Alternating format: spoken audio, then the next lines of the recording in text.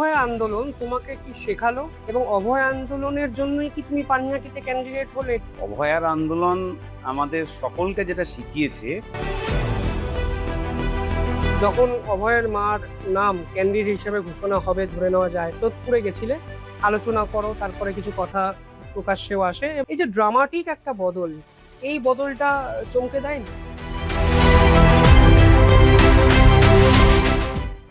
যখন দাদা অভয়দের বাড়িতে গেলে তোমাদের মধ্যে কনভারসেশনটা এক্স্যাক্টলি কি কি হয়েছিল এটা বলা গেল? মানে 6 দিন জেলে কি করতে তুমি, মানে কিভাবে সময় তোমার কাটতো? মানে সম্পাদক থেকে শুরু করে আমার পাড়ার কমরেড পর্যন্ত প্রত্যেকে ভালোবাসা দিয়ে, উষ্ণতা দিয়ে আমাদের সবার পরিবারকে রক্ষা করার এই যে কাজটা, এইটা কমিউনিস্ট পার্টি ছাড়া অন্য কোথাও হয় না।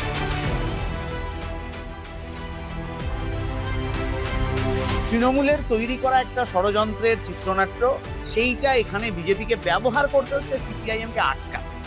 আমি দেখছি তোমার প্রচারটা বেশ সিনেমাটিক ওয়েতে হচ্ছে, একটা পিছনে গান, সেই গানের সামনে তুমি হাঁটছো, হাত দেখাচ্ছ, গানটা খুব হিট হয়েছে। বিভিন্ন নেতাদের পাশে তোমার হলফনামাটা দেখে একটু বিস্মিত হতে হয়, কারণ তোমার যে ব্যাংক ব্যালেন্স, তোমার নিজে কোনোদিন আঁতকে ওঠো নি, ইনসিকিউরিটি তো হবো না? কেন সিবিআই হলফনামা বদলে ফেললো, সেই প্রশ্নের উত্তর কিন্তু বিজেপিকে ভোটের আগে দিতে হবে, আর বেশি দিন সময় নেই। তোমার গাড়িতে এই মহামিছিলের দিন শতরূপ ঘোষ এসেছিলেন, হ্যাঁ। সৃজন ভট্টাচার্য এসেছিলেন, প্রতিমুর রহমানকে মিস করলেন?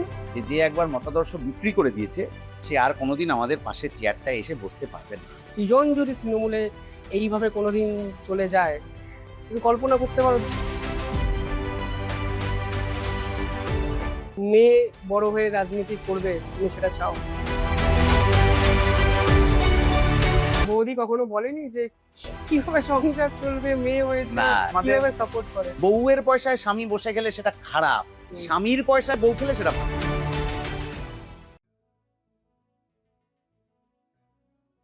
নমস্কার, আপনারা দেখছেন শিবম দাস পডকাস্ট। এই পডকাস্টে আমাদের সঙ্গে এমন একজন ব্যক্তি উপস্থিত আছেন যার বড় হয়ে ওঠাটাই রাজনীতিকে সঙ্গে নিয়ে।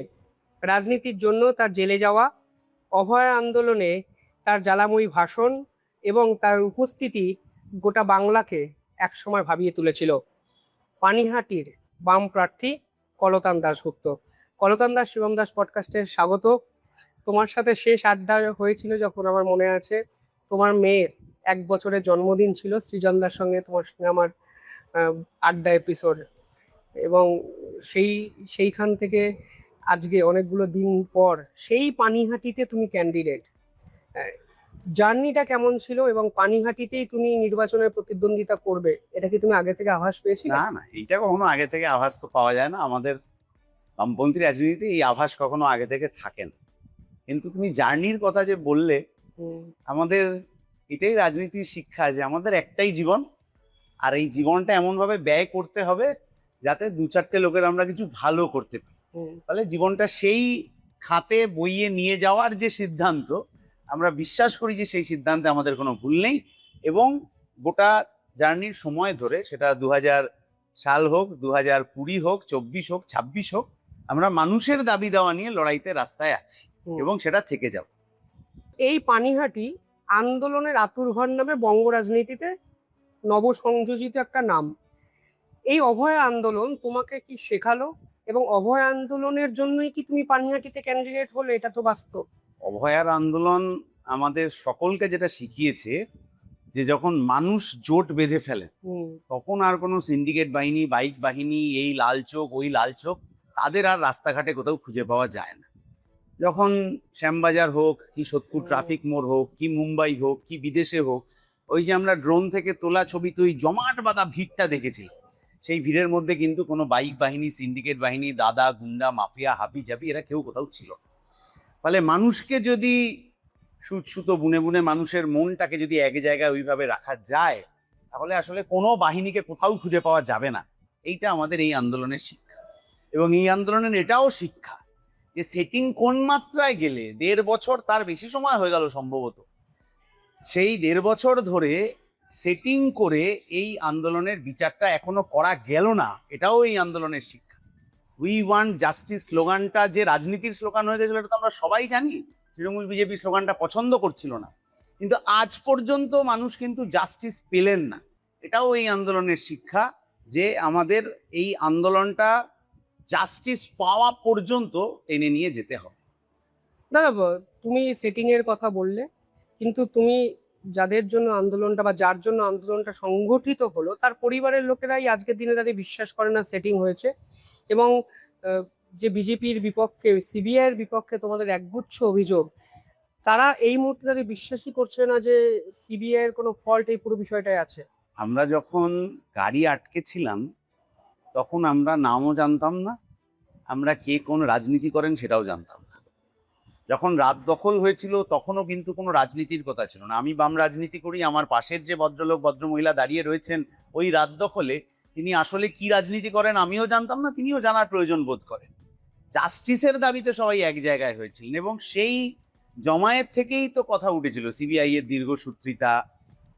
ওই জমায়েত থেকে কথা উঠেছিল যে ওর পরিবারই তো প্রশ্ন করেছিলেন 50টা প্রশ্ন সিবিআই কে, তার উত্তর আজ অব্দি পাওয়া যায়। স্বরাষ্ট্রমন্ত্রীকে চিঠি লেখা হয়েছিল যে রাজ্য সরকারের তদন্তে ভরসা নেই, আপনার সাথে দেখা করতে চাই। তাহলে 24 সালের সেপ্টেম্বর অক্টোবর থেকে আজ পর্যন্ত স্বরাষ্ট্রমন্ত্রী এসে দেখাটা কেন করে উঠতে পারলেন না, সেই প্রশ্নটা তো থাকবে। কেন মোহন ভাগবত আরএসএস এর নেতা তিনি এসে বললেন যে রাজ্য সরকার যা তদন্ত করবে আমরা তার পাশে আছি, কেন বললেন এই কথাটা? সেটাও তো গোটা সাধারণ মানুষ যারা ওই আন্দোলন করেছিলেন তারা জানতে চান।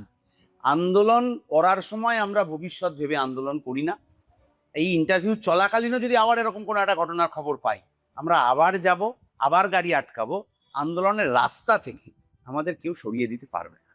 খারাপ লাগে না, মানে যখন অভয়ার পরিবারের পক্ষ থেকে স্পেশালি কাকিমা একগুচ্ছ অভিযোগ বামেদের বিপক্ষে করেছেন, অনেক কথা বলেছেন, ভোট সেটিং, ভোট কাটুয়া, অনেক কথা তিনি বলেছেন। তোমার ব্যক্তিগত অনুভূতি কি?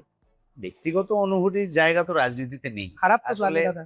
আসলে কি হয়, এই ভোটে দাঁড়ানোর পর থেকে এই প্রশ্নটা বারংবার শুনছি যে ব্যক্তিগত অনুভূতিটা কি। এবং আরেকটা যেটা আমার উত্তর দিতে খুবই হেজিটেশন হয় সেটা হচ্ছে যে একদিন আপনার দুপুরে কি খাচ্ছেন তার ভিডিওটা আমরা নিতে চাই, এরকম অনেকে বলেছেন, কি পাওয়ার মিল এটা ওটা। এটা বারংবারই আমরা বলে যাওয়ার চেষ্টা করেছি যে আসলে আমরা কি খাই ওইটার জন্য আসলে আমরা নির্বাচনে প্রতিদ্বন্দ্বিতা করি না। সাধারণ মানুষ দুবেলা দুমুঠো খেতে পারছেন কিনা নির্বাচনের প্রতিদ্বন্দ্বিতার অন্যতম কারণ ওইটাই।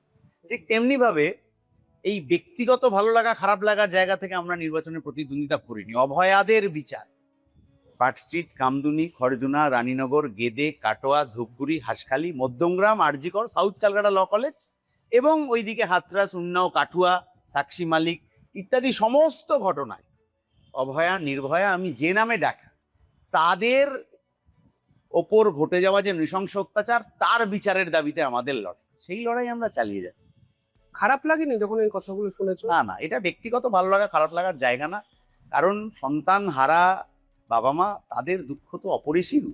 তাহলে সেই জায়গা থেকে দাঁড়িয়ে কেউ তাদেরকে ভুল বুঝিয়ে দিচ্ছে নিশ্চয়ই, এটা আমরা, ফলে এটা তাদের ব্যক্তিগত কিছু বলার ব্যাপার নেই। কিন্তু অতীতে কিন্তু শুধু পরিবারের পক্ষ থেকে আমি এটা বলবো না, সাধারণ মানুষ যারা এই লড়াই আন্দোলনে ছিলেন, তুমিও যখন এর আগে ক্যামেরা নিয়ে ওইটা কভার করতে গেছো বিভিন্ন এই ধরনের আন্দোলন, তুমিও সাধারণ মানুষের কাছ থেকে এটা শুনেছো যে সিবিআই এতদিন সময় লাগাচ্ছে কেন, যে কুমিরছানাকে রাজ্য সরকার দেখালো সিবিআইও তার পিছনেই দৌড়ালো কেন, আরো যে বৃহৎ ষড়যন্ত্র ইত্যাদির কথা শোনা গেছিল তার প্রতি যথাযথ তদন্ত হলো না কেন। সাধারণ মানুষের প্রশ্ন ছিল, পরিবারের প্রশ্ন ছিল, রাজনীতির যারা করছেন তাদের প্রশ্ন ছিল, ডাক্তারবাবুদের প্রশ্ন ছিল। ফলে এত মানুষ যে লড়াইতে নেমেছিলেন, আজকে সেই লড়াই থেকে উইথড্র হয়ে যাওয়ার কোনো কারণ নেই। যে তদন্তই মাটি চাপা দেওয়া হোক না কেন, আমরা বামপন্থীরা আমরা এইটুকু বলতে পারি যে আমরা প্রয়োজনে কবর থেকে ওই ফাইল তুলে এনে আসলে দোষীদের বিচার করার প্রক্রিয়া চালাবো। যখন অভয়ের মার নাম ক্যান্ডিডেট হিসেবে ঘোষণা হবে ধরে নেওয়া যায়, ঠিক তখন আমার মনে একটা ছবি ভেসে উঠেছিল যে ঠিক আগের দিনই তুমি অভয়াদের বাড়িতে গেছিলে, সোদপুরে গেছিলে, আলোচনা করো, তারপরে কিছু কথা প্রকাশ্যেও আসে এবং অভয়ার মা খুব কনভিন্সড ছিলেন তোমার প্রতি এবং খুব প্লিজড ছিলেন যে তুমি তাদের বাড়িতে গেছো, দেখা করেছো। এই যে ড্রামাটিক একটা বদল, এই বদলটা চমকে দেয়নি? দেখো, বিষয়টা হচ্ছে যে যে যন্ত্রণার মধ্যে ওরা আছেন সেই যন্ত্রণাকে কেউ কেউ ব্যবহার করছে হয়তো ভুল বোঝানোর জন্য। তাহলে কাকু কাকিমার সাথে কি কথা হয়েছিল, অতীতে কি কথা হয়েছিল, মীনাক্ষীও যতবার গেছে, আমরাও যতবার গেছি, বাকিরাও যতবার গেছেন, আমরা এগুলো খুব মিডিয়ার সামনে আনিনি, সেটা তোমরা দেখেছো। আনিনি ওই জায়গা থেকে যে এই যন্ত্রণার কথা, এই তদন্ত এটা ওটা ইত্যাদি সেই সব কথা মিডিয়ার সামনে বলার কথা না। ফলে সেদিনও কি কথা হয়েছিল এটা মিডিয়ার সামনে না আসাই থাক। কি এমন বললে যে বিজেপিতে পরের দিন ক্যান্ডিডেট হয়ে গেল? না, সেটা আমরা কিছু বলিনি। নিশ্চিতভাবে অন্য কেউ হচ্ছে, যে কেউ বা কারা সেটা তো আমরা বলতে পারবো না। কিছু হয়তো তাকে ভুল বুঝিয়েছিলেন। এখন মেয়ের তদন্তের বিচার, সেইটার জন্য যে কোনো এক্সটেন্ট যেতে পারেন, কিন্তু যে বিজেপি হাথরাস, উন্নাও, কাঠুয়াতে বিচার করেনি, যে বিজেপি ধর্ষক জামিন পেয়েছে বলে তাকে মালা পরিয়ে বিজয় মিছিল করে বাড়িতে নিয়ে গেছে, যে ভারতীয় মহিলা অ্যাথলিটরা ভারতকে গর্বের জায়গায় তুলে আনলেন, তাদের ওপর যে অত্যাচার বিজেপি করলো, কোনো তদন্ত হলো না, বরঞ্চ তাকে মাটিতে চেপে ধরা হলো জাতীয় পতাকা সহ, সেই ছবি তো আমরা সবাই দেখেছি মিডিয়ায়। সেই বিজেপি এই নির্যাতনের বিচার করবেন না। বিজেপি তো মনুবাদ মেনে চলে। মনুবাদ শিখিয়েছে যে মহিলারা শিশুকালে পিতার অধীনে থাকবেন, যৌবনের স্বামীর অধীনে থাকবেন, শেষ বয়সে পুত্র সন্তানের অধীনে থাকবেন। ফলে যে আরএসএস এই মতাদর্শ মেনে চলে, সে মহিলাদের প্রগতিশীলতা, মহিলাদের আরো দুপা এগিয়ে যাওয়া, সেটাকে কখনো সমর্থন করেন না। সেই জন্যই আরএসএস এর শাখাতে কোনো মহিলারা ঢুকতে পারেন না, এবং আরএসএস নারী স্বাধীনতাতে বিশ্বাসী করেন। ফলে যা সিবিআই তদন্ত করছে, শুধু অভয়ার ব্যাপার নয়, কেন বলছি, পশ্চিমবঙ্গে সিবিআই তদন্ত যে শীত ঘুমে চলে গেছে, এটা তো সমস্ত ক্ষেত্রে বাস্তব। 26,000 চাকরি চলে গেল, মিউনিসিপ্যালিটিতে এত এত দুর্নীতি হলো, গরু চুরি হলো, কয়লা চুরি হলো, বালি চুরি হলো, নিয়োগ দুর্নীতি হলো, কোনো তদন্ত তো সিবিআই শেষ করতে পারলো না। তদন্তের নামে যাকে ধরপাকড় করার চেষ্টা করেছিল তাদের মধ্যে কেউ কেউ রাজ্যসভার সাংসদ হয়ে গেলেন। সিবিআই চুপ, কেন চুপ? এই প্রশ্নের উত্তর কিন্তু বিজেপির নেতাদের দিতে হবে। কিন্তু তারা দুজন প্রাপ্তবয়স্ক মানুষ, এটাকে বুঝতে পারছেন না, মানে যেটা তোমরা বলতে চাইছো, কিংবা বুঝেও না বোঝার ভান করছে? ব্যাখ্যাটা কি হতে পারে? ব্যাখ্যাটা সেটা সত্যি আমার পক্ষে বলা মুশকিল, ব্যাখ্যাটা কি। কিন্তু বিজেপি এই লড়াইতে কোথাও ছিল না। অত দীর্ঘদিন ধরে যে সাধারণ মানুষ লড়াই করেছেন, তার মধ্যে বিজেপি কোথাওই ছিল না। বিজেপি এখনো এই লড়াইতে কোথাও নেই। গোটা পানিহাটি জুড়ে বিজেপির যা মিটিং টিটিং ইত্যাদি হচ্ছে, তাতে কোথাও তৃণমূলের দুর্নীতির বিরুদ্ধে ওরা দুটো শব্দও ব্যবহার করছেন না। কেন করছেন না? তাহলে এইটাই তো সেটিং হয়েছে, যে তৃণমূলের দুর্নীতির বিরুদ্ধে বিজেপি এখানে কোনো কথা বলবে না। আমার মুখের কথা বিশ্বাস করতে হবে না। আপনি বিজেপির যা এসব সোশ্যাল মিডিয়া ইত্যাদি আছে, ওদের ভিডিও ফিডিও আপলোড হচ্ছে, সেটাতে তুমি দেখে নিও। কোথাও তৃণমূলের দুর্নীতির বিরুদ্ধে, গোটা পানিহাটিকে যে ভয়ঙ্কর যন্ত্রণার মধ্যে তৃণমূল ফেলেছে, সেইটা নিয়ে বিজেপির নেতাদের কোনো কথা নেই তো। ওদের খালি এমন কথা যেগুলো আসলে তৃণমূলকে সুবিধা করে দেয়। সে বিজেপি সেই সুবিধা কেন তৃণমূলকে করে দিচ্ছে, এটা তো আজ দিনের আলোর মতো স্পষ্ট। শুধু পানিহাটিতে না, ওটা পশ্চিমবাংলায় এটা দিনের আলোর মতো স্পষ্ট।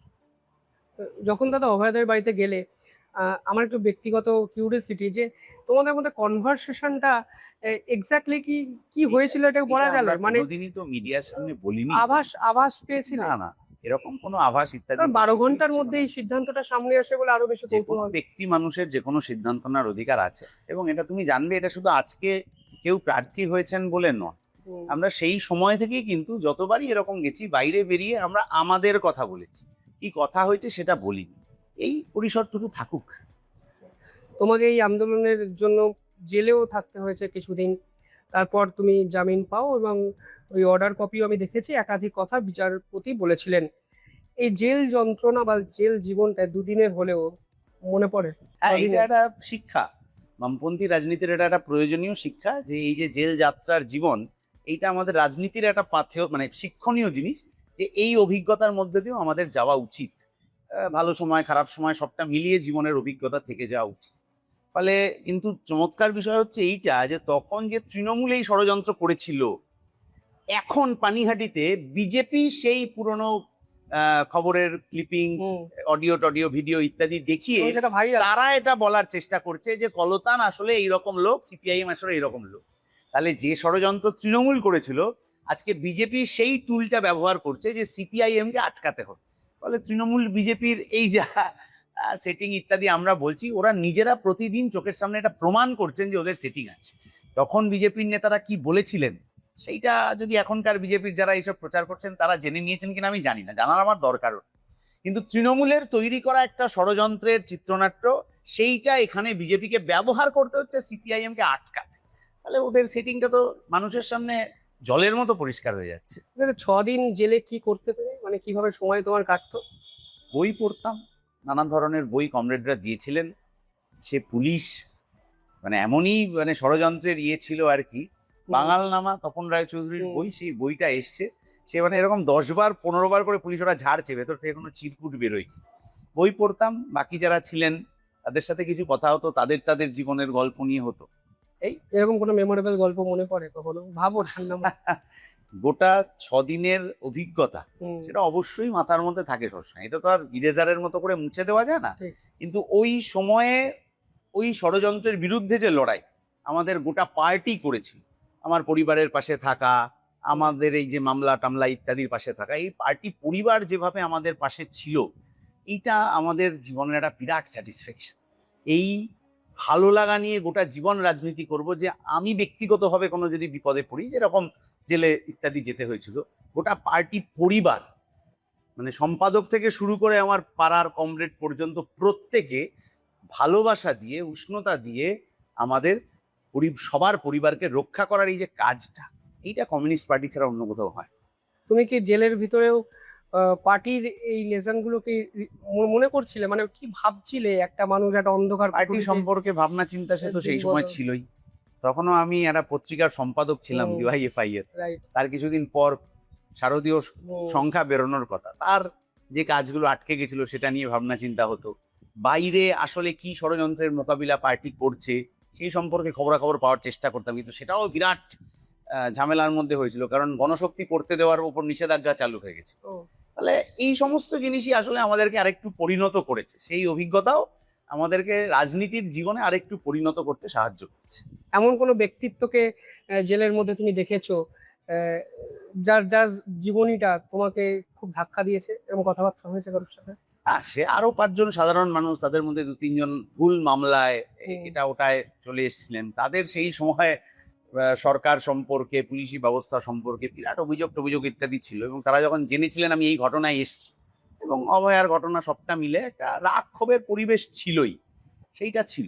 ফলে সেইটা আরো বাইরে বেরোনোর পর আরো মানুষের মধ্যে ছড়িয়েছে। দাদা, এই মিথ্যে মামলায় জেলে যাওয়া এটা তো এখন একটা সাধারণ ব্যাপার হয়ে যাচ্ছে। এইটা তোমার মনে হয় না এটা বদল হওয়া উচিত? বদল হবে তো সরকারটা বদল হলে। এই সরকার যতদিন রয়েছে ততদিন ওরা মিথ্যে মামলা দিয়ে, গাঁজা কেস দিয়ে, এই দিয়ে ওই দিয়ে লোককে আটকে রাখার চেষ্টা করে। এখনো মীনাক্ষীর হলফনামা যদি তুমি দেখো, গাদা গাদা মামলা, এবং সেই মামলার জন্য আজ পুরুলিয়া, কাল জলপাইগুড়ি, পরশু উলুবেড়িয়া, এই যে দৌড়ে বেড়াতে হচ্ছে, এই হ্যারাসমেন্টটা এটা একেবারে বেকার হ্যারাসমেন্ট। আরো বহু এরকম কমরেড রয়েছেন যাদেরকে হচ্ছে কোথায় এসএফআই নেতা থাকার সময় কোথায় একটা পথ অবরোধ হয়েছিল, তার জন্য মামলায় দৌড়ে বেড়াতে হচ্ছে।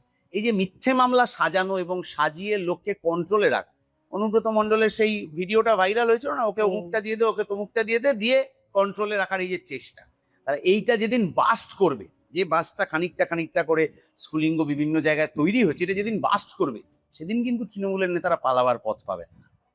কোথাও গিয়ে তোমার আজকের দিনে দাঁড়িয়ে মনে হয় যে তোমার সঙ্গে যদি প্রচারে অন্তত পানিহাটিতে অভয়ের মারা পাশাপাশি হাঁটতেন, তুমি একটু বাড়তি সুবিধা অন্তত পেতে? কারণ এই পানিহাটির যদি তথ্য দেখো তাহলে এখানে বিজেপি 60,000 ভোট পেয়েছিল, মানে বিজেপি অনেকটা ডেভেলপ করেছে, তুলনায় বামেদের ভোট 35,000 যদি শেষ নির্বাচনটা দেখো, যদিও তার আগের নির্বাচনে বামের 21,000 ভোট পেয়েছে। এই যে 14,000 ভোট বৃদ্ধি, সেইটা কিন্তু বিজেপি বা তৃণমূলের হয়নি, তাদের ভোটটা কমেই বামপন্থীরা বেড়েছে। হ্যাঁ, তো সেখান থেকে তোমার মনে হয় না যে তুমি একটু অ্যাডভান্টেজ পজিশনে থাকতে, যদি ঘরে ঘরে গিয়ে বোঝাতে পারতে যে তিলোত্তমা বা অভয়ের আন্দোলনে বামপন্থীরা যে ভূমিকা নিয়েছে সেটা অন্য কোনো পার্টি নেয়নি? বাড়িতে গিয়ে তিলোত্তমার আন্দোলনে সাধারণ মানুষ কি ভূমিকা নিয়েছিলেন সেই কথাই কিন্তু আমরা প্রচার করেছি। যে এটা শুধু বামপন্থীরা এই আন্দোলন করেছিলেন এটা তো ঠিক নয়, বামপন্থীরা এই আন্দোলনের সাথে ছিলেন, তার বাইরেও বিরাট অংশের মানুষ ওই আন্দোলনে জমেছিলেন, না হলে ওই জমাট ভিড়টা তোমাদের ক্যামেরায় আসতো না, এটা তো বাস্তব কথা। তাহলে আমরা বাড়িতে গিয়ে বলেছি যে অভয়ার আন্দোলন আমরা করেছিলাম, যে বিজেপির দিকে আমরা আঙুল তুলেছিলাম যে ওরা তদন্তটা করলো না, তৃণমূলের দিকে সবাই আঙুল তুলেছে যে ওরা কোনো তদন্ত করলো না, ওরা হাসপাতাল ভাঙচুর করলো, ওরাই তদন্ত ধামাচাপা দেওয়ার চেষ্টা করলো, ওরা ডাক্তারদেরকে পানিশমেন্ট পোস্টিং করালো, অন ডিউটি সরকারি ডাক্তারকে লালবাজারে ডেকে পাঠালো। এই যে ষড়যন্ত্রটা, সেই ষড়যন্ত্র ভেঙে খান করে দেওয়া যাবে সিবিআই কে দিয়ে, এই ভাবনাতেই তো সিবিআই এসেছিল। তাহলে এতদিন ধরে সিবিআই কি করলো? অষ্টডিম্ব প্রসব করা ছাড়া সিবিআই আর কি করলো? কেন করলো না? কে তাকে পিছন থেকে টেনে ধরছে? এই কথাই কিন্তু আমরা বাড়িতে গিয়ে বলেছি। কেন সিবিআই হলফনামা বদলে ফেললো? সেই প্রশ্নের উত্তর কিন্তু বিজেপিকে ভোটের আগে দিতে হবে, আর বেশি দিন সময় নেই। কেন 50টা প্রশ্নের উত্তর সিবিআই দিতে পারলো না, সেই কথাগুলোও কিন্তু বিজেপির নেতাদের ভোটের আগে বলে যেতে হবে। যারা তখন খুব বুক চিতিয়ে বলেছিলেন যে সিবিআই আনবো আর সব চোরেদেরকে গ্রেপ্তার করব, আজকে তারা টিভিতে গেলে বলছেন আমি সিবিআই এর মুখপাত্র নেই, আমি বলতে পারবো না। এটা বললে তো হবে না। সিবিআই কে আনার সময় জামাই আদর করে আনলেন, আর এখন যখন সিবিআই কাদায় পড়ে গেছে তখন বলছেন আমি কিছু জানি না। এই কথা বলে বিজেপি পার পাবে না, এটাই আমাদের কথা।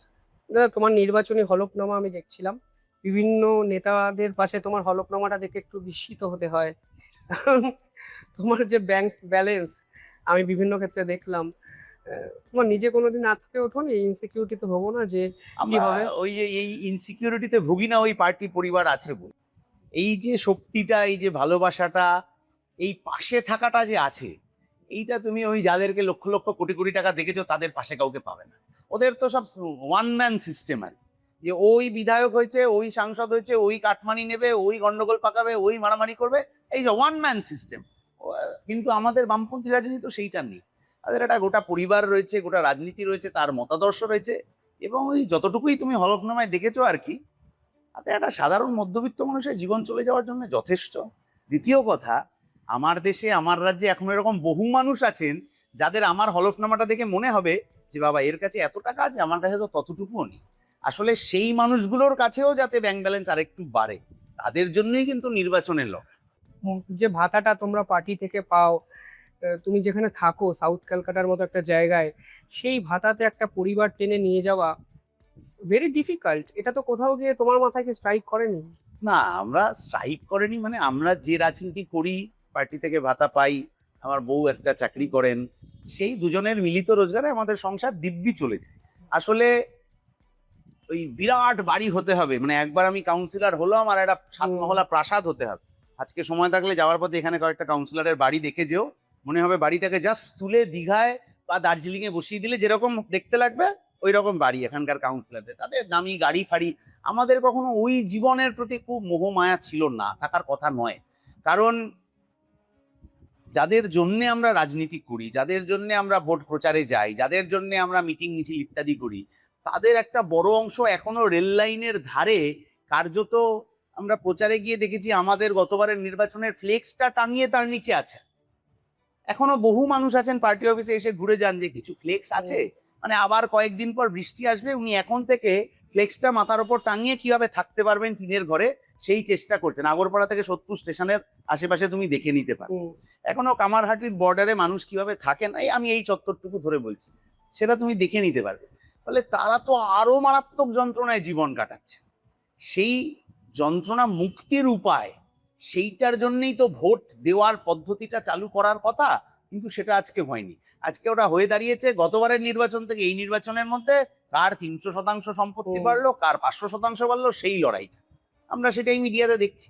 কিন্তু যার আসলে গতবারের থেকে এবারের সম্পত্তি কমে গেল, যে ভোটার, তার জীবনটা কিভাবে চলবে, আমরা তো সেই দিকেই স্টিয়ারিংটাকে ঘোরাতে চাই। ব্যক্তিগত একটা প্রশ্ন করি, বৌদি কিছু বলে না? মানে বৌদি কখনো বলেনি যে কিভাবে সংসার চলবে, মেয়ে হয়েছে, না, এটা আমাদের কিভাবে সাপোর্ট করে? আমার স্ত্রীও যেহেতু রাজনীতির লোক, এবং কথাবার্তা যখন শুরু হয় আর কি, তখন এই কথা থেকেই শুরু হয়েছিল যে আমার এই জীবন, এই রাজনীতি, আর চাহিদা বলতে খুব কিছু না। ফলে আমাদের দুজনের মিলিত রোজগার, সেটাতেই আমাদের সংসার চলবে। এইটা কিন্তু আমাদের ক্ষেত্রেই প্রশ্নটা আসে। অথচ আমি আমার দিদি জামাইবাবুকে দেখি, তারা দুজনেই চাকরি করেন, দুজনেই খুব ভালো চাকরি করেন। তাদের কিন্তু ক্ষেত্রে এই প্রশ্নটা আসে না যে আচ্ছা কার পয়সাটা বেশি লাগে সংসার। এই হলফনামা ইত্যাদি বেরোনোর পর যা হয় আর কি, বিজেপি আইটি সেল অমুক তমুক, যে আপনি জিতবেন কি করে, আপনি তো নিজেই রোজগার করতে পারেন না, বউয়ের পয়সায় বসে খান। এই যে আরএসএস এর মতাদর্শটা ছড়িয়ে দেওয়া, যে বউয়ের পয়সায় স্বামী বসে গেলে সেটা খারাপ, স্বামীর পয়সায় বউ খেলে সেটা ভালো, এই মতাদর্শটারই তো আমরা বিরোধিতা করছি। আমি আমার দিদি জামাইবাবুর কথা যদি বলি, তারা দুজনে খুব ভালো রোজগার করেন, এবং আমি সত্যি জানি না যে সংসারে কে কোনটা কিনে আনে, আমাদের কারোর জানার কথা না, এটা তো ওদের দুজনের সিদ্ধান্ত। কিন্তু আমাদের ক্ষেত্রে এই প্রশ্নটা বারংবার টেনে আনা হয়, এই কারণেই টেনে আনা হয় যে বামপন্থীরা আসলে স্রোতের উল্টো দিকে চলে। তো ইলিশ মাছও তো আসলে স্রোতের উল্টো দিকে যত আসে ততই তার স্বাদটা বাড়ে। ওই লড়াইয়ের, এই যে স্রোতের উল্টো দিকে লড়াইয়ের যে জেদটা, ওইটা ইলিশের গায়ে লেগে যায় বলে আমরা বলি। তো তাহলে বামপন্থীরাও আসলে সেই রাজনীতি করতে চায়, স্রোতের উল্টো দিকে আসবে, যে ঘামটাও হবে তাতেও আসলে লড়াইটা লেগে থাকে। মেয়ে বড় হয়ে রাজনীতি করবে, তুমি সেটা চাও? মেয়ের সিদ্ধান্ত, আমরা কখনো এইটা চাই না কোনো কিছু চাপিয়ে দিতে।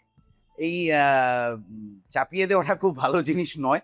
আমাকেও আমার বাবা মা কিন্তু কখনো কিছু চাপিয়ে দেননি, তাহলে আমিও চাই না কিছু চাপিয়ে দিতে। যেটা ভালো লাগবে সেটা করবে, অবশ্যই তার জন্য যতটুকু বেসিক স্ট্রাকচার তৈরি করে দেওয়ার চেষ্টা সেইটুকু আমরা করব, তারপরে বাকিটা মেয়ের নিজস্ব সিদ্ধান্ত। কারণ না, তোমরা যখন রাজনীতিটা শুরু করেছিলে তখন রাজনীতি মানেটা অন্য একটা বিষয় ছিল, একটা সাংস্কৃতিক দর্শন ছিল, মানসিকতার বিকাশ ছিল, সামগ্রিকভাবে এগিয়ে যাওয়ার স্বপ্ন ছিল। কিন্তু বর্তমান রাজনীতিতে কিছুই নেই, মানে নীতি কথা, আদর্শ। দিনের শেষে হাহাকার শূন্য একটা কঙ্কালসার সমাজ। তো সেখানে দাঁড়িয়ে মেয়ে এই স্ট্রাকচারে আসুক, সেটা তো পিতা হয়ে তোমাকে নিশ্চয়ই ভাবাবে। না, কথা হচ্ছে যে সমাজের যা কিছু খারাপ সেইটা ভালো করার লড়াইতে আমার মেয়ে আরো কারুর মেয়ে আর কারুর ছেলে আসুক, সেইটা আমরা সবসময় চাই। যে সমাজে ভালো ডাক্তার, ইঞ্জিনিয়ার, উকিলের প্রয়োজন আছে, সেই একই সমাজে ভালো রাজনীতিবিদেরও প্রয়োজন আছে। না হলে তো কয়েকজন যারা ওই পাক ঘাঁটছে আর কাটমানি খাচ্ছে, তারাই প্রজন্মের পর প্রজন্ম ধরে খেয়ে যায়। আমরা এইটাতে আটকাতে চাইছি। আমরা বলছি ভালো ডাক্তার হও, ইঞ্জিনিয়ার হও, ভালো সমাজ সচেতন মানুষ হও, এটাই আমরা করতে চাই। তৃণমূল বিজেপি চায় না বলে তো ন্যারেটিভটা চেঞ্জ করছে। তুমি যদি বামেদের শেষ 10 বছরটা একটা স্যাম্পেলের হিসেবে দেখো, এটা হচ্ছে তখন তৃণমূল প্রচার করতো বিরোধী দল হিসেবে, বামেরা অত হাজার কারখানা বন্ধ করেছে, বামপন্থীরা পাল্টা প্রচার করতো এই এই এই এই কারখানা আমরা খুলেছি। তাহলে তখন ন্যারেটিভটা ছিল সরকার বনাম বিরোধী, যে কারখানা হবে কি হবে না, মানে কাজ হবে কি হবে না। এখন ন্যারেটিভটা হয়ে গেছে মন্দির হবে না মসজিদ হবে। এখন বেঙ্গল গ্লোবাল বিজনেস সামিটে কত বিনিয়োগ এলো, তৃণমূল সেইটা মিথ্যে কথা বলে, বিজেপি সেটা নিয়ে একটা শব্দ ব্যবহার করে। আবার রেল, ব্যাংক, বিমা, কয়লাখনি, ইস্পাত শিল্প, প্রতিরক্ষা ক্ষেত্র সব এতে হচ্ছে বেচুবাবুর সরকার চলে গেছে। দেশের নিরাপত্তা নিয়ে যারা এত কথা বলে, তারা কন্ট্রাকচুয়াল সেনা নিয়োগ করছে অগ্নিবীর নামে, সেটা নিয়েও তৃণমূল কথা বলে না, কারণ গোটাটাকে ন্যারেটিভটা চেঞ্জ করে ধর্মজাতের রাজনীতির মধ্যে ঢোকানোর কথা হচ্ছে। আমরা এটা বদলাতে চাইছি, কারণ যখন তৃণমূল ছিল না তখনও মন্দির মসজিদ তৈরি হতো, সেখানে ধর্মাচরণ হতো। যেদিন বিজেপি থাকবে না সেদিনও মন্দির মসজিদ হবে, তার ধর্মাচরণ হয়, সেটা মানুষের ব্যক্তিগত বিষয়। কিন্তু সরকারের কাজ হচ্ছে রাস্তাঘাট, স্কুল, হাসপাতাল এইসব বানানো, যেটা বামেদের সরকার করেছে। এখানে লোক সংস্কৃতি ভবন বামফ্রন্ট বানিয়েছে, এখানে যে ব্রিজটা রেল লাইনের এপার ওপার যাওয়ার বামফ্রন্ট বানিয়েছে, স্কুল তুমি যা দেখতে পাচ্ছ চারপাশে বামফ্রন্ট বানিয়েছে। তাহলে এই যে উন্নতি বামফ্রন্ট করার চেষ্টা করেছিল, বামপন্থীরা ক্ষমতা এলে আমরা ওই দিকে ন্যারেটিভটা চেঞ্জ করব, যে আপনিও সমাজকে নিয়ে ভাববেন, চারটে কথা বলবেন, তাতে বামেদের চারটে ত্রুটি বলুন, কোনো অসুবিধা নেই। আমরা এখানে মুখোমুখি প্রার্থী একটা সেশন করছি, একদম সাধারণ মানুষকে দিয়ে বলাচ্ছি, আমাদের ত্রুটিটাও বলুন, আমাদের ভালোটাও বলুন, সরাসরি প্রশ্ন করুন, আমাদের কি ত্রুটি আছে জানতে চান, আমরা কি ভাবছি সেটাও জানতে চান। তারা কি কি ত্রুটির কথা বলছে দাদা? তারা সাজেশন দিচ্ছে যে আপনারা ক্ষমতায় এলে এইটা করবেন, তো 24 ঘন্টা পরিশ্রুত পানীয় জল প্রকল্প পানিহাটিতে নেই, 9 সাল অব্দি বামেদের সাংসদ ছিল, কাজ হচ্ছিল, বন্ধ হয়ে গেছে, সেইটা করতে হবে। জমা জলের সমস্যা, জঞ্জালের সমস্যা নিয়ে বামফ্রন্টের আমলে একটা মাস্টার প্ল্যান ছিল, এরা কিচ্ছু করেনি, সেইটা করতে হবে। বেঙ্গল কেমিক্যালটা কার্যত উঠে যাওয়ার মতো, 30-32 জন কর্মচারী কাজ করেন, সেইটা ফেরাতে হবে। এখানে প্রমোটিং, সিন্ডিকেট, মাঠ দখল, পুকুর দখল, এইটা বন্ধ করতে হবে। এগুলো সাধারণ মানুষ বলছে। এই এলাকায় কাউন্সিলর গুলিতে খুন হয়েছে, এই এলাকায় কিছু জায়গায় ছোট ছোট পকেটে বিভিন্ন মব লিঞ্চিং, এটা ওটার অভিযোগ আছে, সেইগুলো মুক্ত পানিহাটি চাই, সেইগুলো মুক্ত পশ্চিমবাংলা চাই। এই কথাই মানুষ বলছেন যে তোমাদের ভিশনটা কি। আমরা সরাসরি সাধারণ মানুষের সাথে প্রশ্নোত্তর করছি, আমাদের ভিশনটা, আমাদের ইশতেহারটা, আমাদের ভাবনাটা বলছি। দাদা, তুমি যদি এই 10 বছরের স্যাম্পেল, বামপন্থী আন্দোলনের স্যাম্পেল দেখো, বামেরা নিজাম প্লেস আন্দোলন করেছে সিবিআই এর নিষ্ক্রিয়তার বিপক্ষে। সাধারণ মানুষের কাছে ভোটে যখন লড়েছে, একাধিক ক্যান্ডিডেট দুর্নীতি নিয়ে বলেছে, কর্মসংস্থান নিয়ে বলেছে, সামাজিক ইস্যুগুলোকে তুলে ধরেছে। তা সত্ত্বেও যদি রেজাল্টের পরিসংখ্যান দেখো, দেখবে বামেদের ভোট সে অর্থে উল্লেখযোগ্যভাবে বাড়েনি। তোমার কি কোথাও গিয়ে তুমি খুঁজে পেয়েছো কারণটা? এর কারণটা কি, যে কোথায় অ্যাকচুয়ালি ডিফারেন্সটা থেকে যাচ্ছে সাধারণ মানুষের সাথে বামপন্থীদের? দুর্নীতির বিরুদ্ধে এই লড়াইয়ের প্রথম ভোট ছিল 16, সারদা, রোজ ভ্যালি, নিয়োগ দুর্নীতি, নারদার ভিডিও, সবটা মিলে 16তেই ভোটটা হয়েছে। 16তে বামপন্থী জোট পেয়েছিল 39%, তৃণমূল 43 কি 44, বাকি সামান্য কিছু পেয়েছিল বিজেপি। তখন থেকেই বিজেপি এটা ঠিক করে নিল যে বামপন্থীদের শক্তি কমাতে হবে, বিজেপি এবং তৃণমূল মিলে ঠিক করল। তারপরে প্যারাশুটে করে ইডি আর সিবিআই নামলেন এবং বড় বড় অফিসাররা নামলেন। তোমার ভিডিওতেও আমি দেখেছি যে 100 দিনের কাজের দুর্নীতি, আবাস যোজনার কাজের দুর্নীতি, বড় বড় গাড়ি করে বড় বড় অফিসাররা গ্রামে যাচ্ছেন, ডায়েরি বের করছেন, লিখছেন কোথায় কে দুর্নীতি করেছে। কিন্তু আজ পর্যন্ত একটা থানাতেও, কিন্তু কোচবিহার থেকে কাকদ্বীপ পর্যন্ত একটা থানাতে এফআইআর হলো না। কিন্তু মানুষ ভরসা করেছিলেন, 19-এ 21-এ 24-এ মানুষ ভরসা করেছিলেন। প্রতিবার ব্রেকিং নিউজ হচ্ছিল, এই সিবিআই এর রেড, এই ইডির রেড, এই এত টাকা, এই অত টাকা। এখনো কিছু চলছে এই নির্বাচনের আগে। কিন্তু সেই রেডগুলো আসলে কোন জায়গায় গিয়ে দাঁড়াচ্ছে, সেই যারা অভিযুক্ত হচ্ছেন তারা কোথায় অভিযুক্ত হচ্ছেন, কি চার্জশিট হচ্ছে, এগুলো কিন্তু মানুষ জানতে পারছেন। সারদার ঘটনার অভিযুক্তও জামিন পেয়ে গেলেন, রেশন দুর্নীতির অভিযুক্ত জামিন পেয়ে গেলেন, মিউনিসিপ্যালিটির ঘটনায় অভিযুক্তরা তাদেরকে সিবিআই এখন অবধি তাদের সাথে কথা বলাতে পারলো না। ফলে যে মানুষ ভরসা করেছিলেন যে ইডি আর সিবিআই আসবে আর দুর্নীতিগ্রস্তদের ধরবে, এই ভরসায় বিজেপিকে ভোট দিয়েছিল, তারা আজকে হতাশ হচ্ছে। সেই হতাশ হওয়া মানুষ যখন আবার রাস্তা দিয়ে ফিরবেন, বামপন্থীরা হৃদয়ের দরজা খুলে তার জন্য দাঁড়িয়ে আছে। আমি বলছি এই যে গ্র্যাজুয়ালি ভোটটা কমা, ইডি সিবিআই তো একটা কারণ, যে মানুষ ভাবছে বিজেপি হয়তো অ্যাগ্রেসিভলি তৃণমূলকে সরাতে পারে, ইডি সিবিআই ভাবছিল। আজকে দিনে দাঁড়িয়ে মানুষ কি ভাবছে? এক নম্বর, এই যে ভোট কমে যাওয়ার কারণটা কোথাও গিয়ে তুমি কি ফিল করতে পেরেছো যে শুধু ইডি সিবিআই বাইরে বেরিয়েও এমন কিছু একটা ঘটনা যেটা তুমি ধরতে পারো? ন্যারেটিভটাই চেঞ্জ করে দেওয়ার কথা হয়েছিল। বামপন্থীদের ন্যারেটিভ সবসময় কারখানা, কাজ, কর্মসংস্থান ইত্যাদি। এরা নিয়ে এলো ধর্মস্থান। ধর্মস্থানের ভিত্তিতে মানুষকে ভাগ করার কথা হলো, ধর্মস্থানের বিরুদ্ধে কর্মসংস্থান, এর কথাটা আমরা বারংবার বলছি এবং পিছিয়ে যাওয়া থেকে আমরা এগোচ্ছি। আমি 21-এর থেকে তোমাকে 24-এর উদাহরণ দিলাম। পানিহাটির ক্ষেত্রে আছে, উত্তর দমদমে আছে, উত্তরপাড়া আছে, বরানগর আছে, আরো অনেকগুলো আছে, যাদবপুর আছে। যে 21-এর ভোটের থেকে 24-এর ভোটে আমরা অনেকখানি ভোট বাড়িয়েছি, যদিও দুটো ভোটের পার্সপেক্টিভ আলাদা ছিল, একটা বিধানসভা একটা লোকসভা পার্সপেক্টিভ আলাদা। মাঝের একটা সিগনিফিক্যান্ট হচ্ছে পঞ্চায়েত নির্বাচন। এই পঞ্চায়েত নির্বাচনে বামপন্থীরা ফ্যাক্টর ছিল বলে তাদের 6 জন কর্মী শহীদ হয়েছে। এই পঞ্চায়েত নির্বাচনে বামপন্থীরা ফ্যাক্টর ছিল বলে যারা গরু চুরি, কয়লা চুরি, বালি চুরির টাকা খায়, তাদেরকে সিপিআইএম এর কাস্তেহাতুরি তারার সিম্বলটাকে, ব্যালটটাকে চিবিয়ে খেয়ে নিতে হয়েছে। ফলে পঞ্চায়েত নির্বাচনের ফলাফলটা অন্যরকম হলে 24-এর ফলাফলটা অন্যরকম হতো, সেটা হয়নি। কিন্তু 24-এর ফলাফলে বামপন্থীরা যে উচ্চতায় পৌঁছেছে, অনেকখানি এক ধাক্কায় ভোট বাড়িয়েছে, সেইটা এবারেও থাকবে এবং থাকলে ওই বাইনারিটা ভাঙবে। ত্রিমুখী লড়াই আমরা বলি ঠিকই, কিন্তু আসলে তৃণমূল বিজেপির বিরুদ্ধে সাধারণ মানুষের লড়াই। এও চাকরি দেয়নি, ও চাকরি দেয়নি, এও জিনিসের দাম বাড়িয়েছে, ও জিনিসের দাম বাড়িয়েছে। এ চুরি করেছে, ওর দারোগা হওয়ার কথা ছিল, ও পিছন থেকে হচ্ছে যে দারোগা সাজলো, কিন্তু দারোগার কাজ অনুযায়ী খালি অভিনয়টা করলো, কাজের কাজ করলো। ফলে মানুষের সেই বিশ্বাসটা ওদের ওপর ভেঙে গেছে, যেটা এই নির্বাচনে আরো প্রমাণ। শূন্যের গেরো বামেরা কাটাতে 100% কাটবে। হ্যাঁ, তুমি কনফিডেন্ট? 100%। আর পানিহাটি নিয়ে 100%। আমি বিভিন্ন জায়গায় আলোচনা শুনছিলাম যে ডোমকল, রানীনগর, উত্তরপাড়া, পানিহাটি, মানিকচক, এই সকল জায়গায় বামেরা ভালো রেজাল্ট করবে। প্রত্যাশার চাপ তোমার উপরে বেশি তাহলে? না, এটা আমার ব্যক্তির ব্যাপার নয়। প্রত্যাশার চাপ, সাধারণ মানুষের চাপ বামপন্থীদের ওপর বেশি, সিপিআইএম এর ওপর বেশি, যে এরা পারবে করতে। এবং আমরা মানুষকে ভরসা দিচ্ছি যে আমরাই পারব। বিজেপি আর তৃণমূল নিজেদের মধ্যে কি ভাগাভাগি কাটাকাটি করবে সে তাদের ব্যাপার। মানুষ আমাদের উপর প্রত্যাশার চাপ তৈরি করেছেন বামপন্থীদের উপর, যে তোমরাই পারবে। আমরাও মানুষকে সেই ভরসার জায়গা দিচ্ছি। আমি দেখছি তোমার প্রচারটা বেশ সিনেমাটিক হইতে হচ্ছে, একটা পিছনে গান, সেই গানের সামনে তুমি হাঁটছো, হাত দেখাচ্ছ, গানটা খুব হিট হয়েছে। গানটা হ্যাঁ খুবই, মানে আমাদের ধারণার বাইরে হয়েছে আর কি। ওই মহামিছিলের প্রথম দিনই গানটা, আমিও ওই দিনই প্রথম শুনেছি, আমি এসেছিলাম। হ্যাঁ, এবং আসলে খুবই মানুষ ভালোবাসার উষ্ণতায় ব্যাপকভাবে এই পানিহাটির মানুষ আমাদের ভরিয়ে দিয়েছেন। অনেকগুলো তাদের চাহিদার কথা বলেছেন, আমরা সেই চাহিদা পূরণ করবো বলে তাদের কথা দিয়েছি। ফলে লড়াইটা ব্যাপকভাবেই বামপন্থীদের সাথে ওদের হচ্ছে। না হলে তৃণমূলের তৈরি করা 1.5 বছরের পুরনো ষড়যন্ত্রের ভিডিওকে বিজেপিকে দিয়ে এখন প্রচার করাতে হয় না হঠাৎ করে। হ্যাঁ, এই শেষ 2-3 দিন তুমি নিশ্চয়ই মিডিয়াতে দেখেছো, সেই সময় তৃণমূল করলো ষড়যন্ত্র, এখন বিজেপিকে ওটা প্রচার করতে হচ্ছে। তোমার গাড়িতে এই মহামিছিলের দিন শতরূপ ঘোষ এসেছিলেন, সৃজন ভট্টাচার্য এসেছিলেন, প্রতিকুর রহমানকে মিস করলে না? না, প্রতিকুর এসে ক্লোজড চ্যাপ্টার, এবং কি সিদ্ধান্ত নিয়েছে না নিয়েছে সে তার ব্যাপার। কিন্তু আমাদের যার আদর্শ অন্যের হাতে বিক্রি হয়ে গেছে, আমি আজও যে কথা বলছি, আমি আজ থেকে 5 বছর পরে একই কথা বলবো, কারণ এই মতাদর্শকে আমি আত্মস্থ করেছি, মুখস্থ করিনি। তাহলে যে মতাদর্শ আমি আত্মস্থ করেছি, আমি নিজে বিশ্বাস করি, সেই মতাদর্শ আমি কারুর হাতে যদি বিক্রি করে দিয়েছি, তাহলে সেটাকে ক্লোজ চ্যাপ্টার করে দেওয়াই ভালো। কিন্তু আমি আগে স্যাটিসফ্যাকশনের কথা বলেছিলাম, এই স্যাটিসফ্যাকশন আমাদের আছে যে যে একবার মতাদর্শ বিক্রি করে দিয়েছে সে আর কোনোদিন আমাদের পাশের চেয়ারটায় এসে বসতে পারবে না। তো প্রতিকুদ্দার বাড়িতে গিয়ে আমি একটা ইন্টারভিউ করেছিলাম ওনার স্ত্রীর সঙ্গে। সেখানে তিনি বলেছিলেন পরবর্তীকালে উনিও চান ওনার মেয়ে যেন বামপন্থী আন্দোলনকে আঁকড়ে ধরেন, বেড়ে ওঠেন। এবং প্রতিকুদ্দা যখন তৃণমূলে যায় তার আগের দিনও আমি একটা ইন্টারভিউ করি অ্যান্ড অল।